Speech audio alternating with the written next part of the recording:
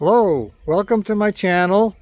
I'm over at Jeffrey's place and we're going to start on the shed expansion.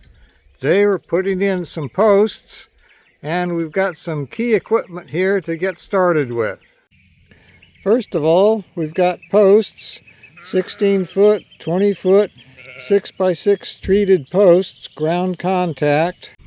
These are critical structure 0.80 PCF chromated copper arsenate treated posts. And on the back of the John Deere here, we've got a 16-inch auger. This is one of the first pieces of equipment I ever bought 35 years ago. This is a Danuser auger, but this will get us post hole 5 feet deep. We've got some miscellaneous supplies, some posts, some stabilizing posts, some C-clamps, and some rods, iron rods we'll put in the bottom of the post. Talk about that later. Sledgehammer, ladder.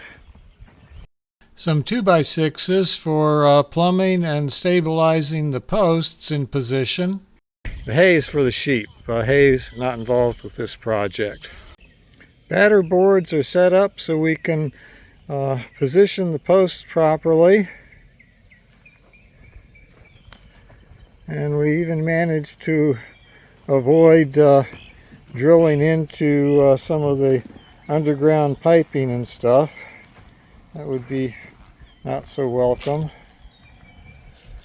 Just barely cleared everything there. We've got some concrete, but more importantly, we've got a pile of sand. This is important, a technique we've learned that really helps stabilize the condition of the posts over time. We've got posts that we've put in 30 years ago that we've pulled out and are still in excellent shape because of the drainage properties of water around the sand. At least that's what we believe.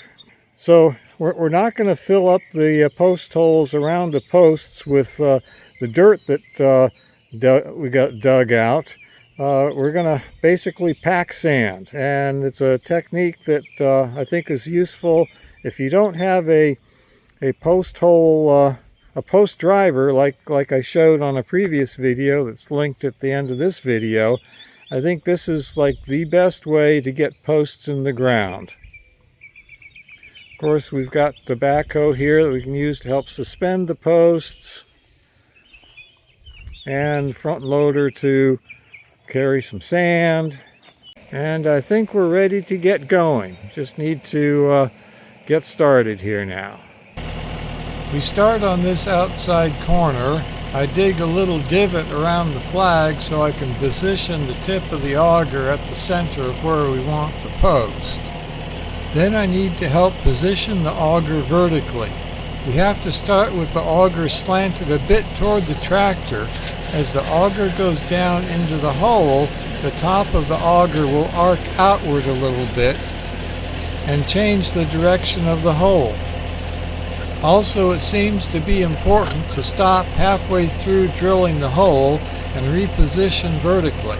On this first post hole that we dug, we forgot to do this, and the tip of the hole went in toward the tractor too far, and Jeffrey had to dig out the bottom outside part of the hole by hand a little bit in order to get the post plumb and aligned with the batter board strings. I'm scraping the dirt away from the hole so the dirt doesn't fall back in, and so we have a flat place to work. Since we are going to refill the hole with sand, we don't need to be able to access this dirt near the hole.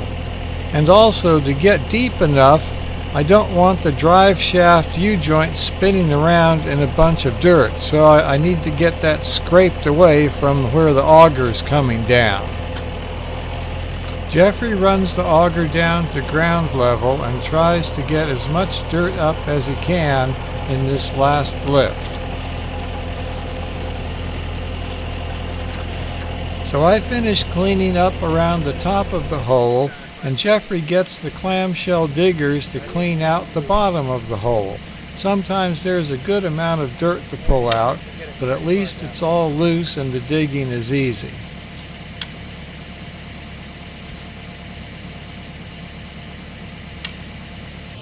So we go on to the next hole, and I'll speed up the video a bit so we move things along here. I make the divot and position the auger tip, then check and adjust the position of the auger, and we start drilling.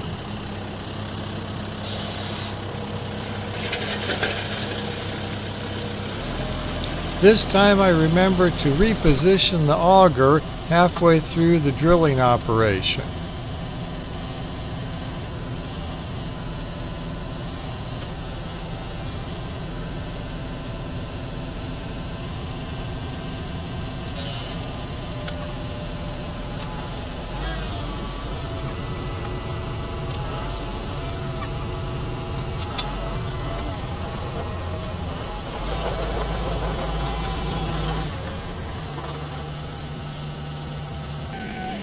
This is the third hole. I'll show this at high speed so we can move along the project here.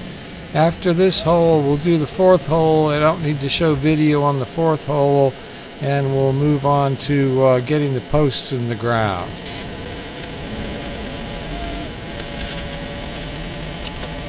Again, we pause drilling about halfway down to reposition the auger. You can see how it's really getting tilted here.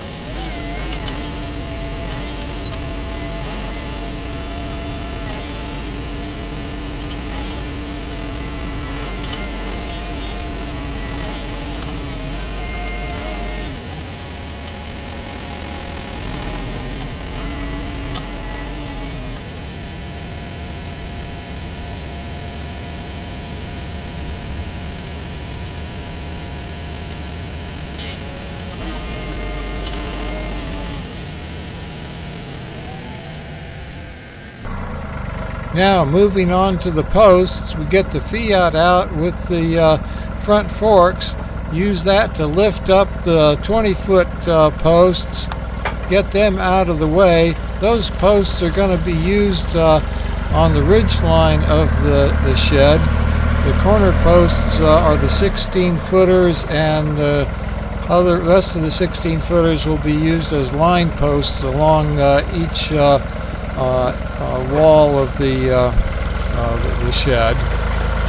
So we need to get off 4 of these 16-foot posts and haul them over, and then start drilling some holes in them to put that rebar in that we were showing you earlier.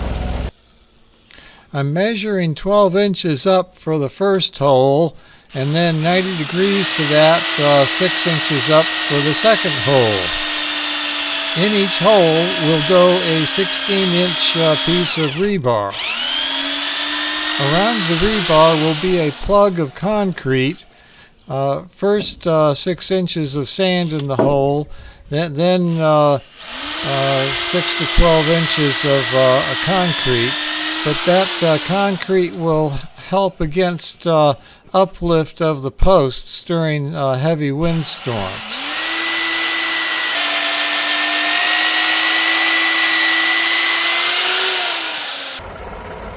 We position the posts at each hole, and then we try using the Fiat and the forks to lift the posts into position.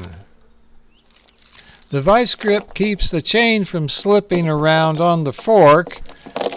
And then I'll speed up the video a little bit here. It's kind of a slow process. We get that post up in the air, gradually move it over to the hole, and lift it up into position. I put those 2 16-inch rods in. The holes for those rods are a little bit bigger than the rod, so they can slip into position down at the bottom of the hole, but that means they sometimes slip out at the top of the hole. But we get them in there, and we get the post in position, and there it goes. It's going down into the hole. We wiggle the post around in the hole so that when the the post is next to the strings and it's plumb, the bottom of the post is in the right position.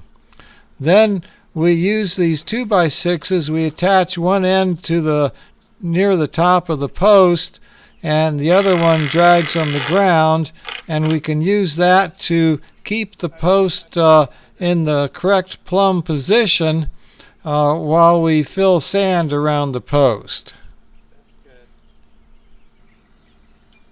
So we check the plumb again, and then we have to pick up the strings, and then we'll start putting sand around the post. As you can see, the corner posts line up almost perfectly with those strings. So this post is in, let's call it, perfect position. Now it's time for some sand at the very bottom of the hole to keep the post in position while we work around with getting the concrete and the rest of the sand in position. But what he's doing there is we put some sand in, and then we put water in with it, and it's like being out at the beach where that water helps settle that sand, and it makes a very hard, very solid, compact substrate for keeping the post into position. So we get about 6-9 inches of sand down there. Then we get the concrete plug set up. So we just pour dry ready-mix concrete down into the hole. In this case, Jeffrey's using 2 bags, and that seems to be enough to give us a good plug around that rebar and keep the post from any kind of uplift issue.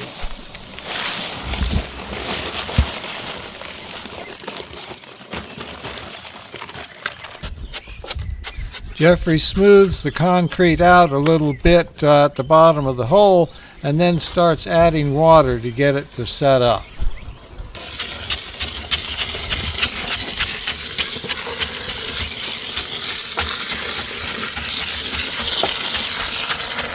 Oh, I think that's a good amount of concrete, Dad. Okay. I think it's well below it's above the top rebar a good bit.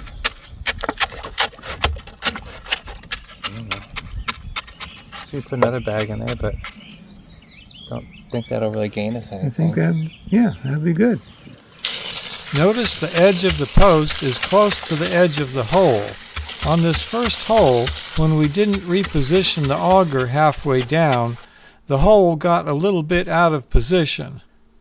The other post holes did much better when we repositioned. So now it's time to fill up the hole with sand, using water to settle the sand so that the sand becomes very solid and keeps the post perfectly in position. Later in the video, I've got a better camera angle on filling the post hole with sand, so we'll cut out from here right now. We thought we'd try using the backhoe to lift the post into position. That seemed to work out a little bit better. It's got a longer reach. You can get the post all the way up in the air. I'm sometimes not up to speed with proper terminology, but I was told there are 2 main components to the backhoe, the boom and the stick. The boom is the first lifting arm of the backhoe, the part labeled Ford in the video here. This is a Ford Model 55D backhoe. So the boom is attached to the bottom rear of the tractor. Then the second part of the arm is called the stick. The stick is attached at the far end of the boom. You can see the stick in this video is labeled with the words Extravator. The stick on this model of backhoe is extendable. There is a foot pedal that lets me control the hydraulics that will extend the stick and move the bucket out to give more range to the backhoe. So we've got the rebar pieces in, and now we can bring back the extendable part of the stick and lower the post down into the ground. That seemed to work pretty well. So to finish the post installation, I'll show the fourth post going in at high speed.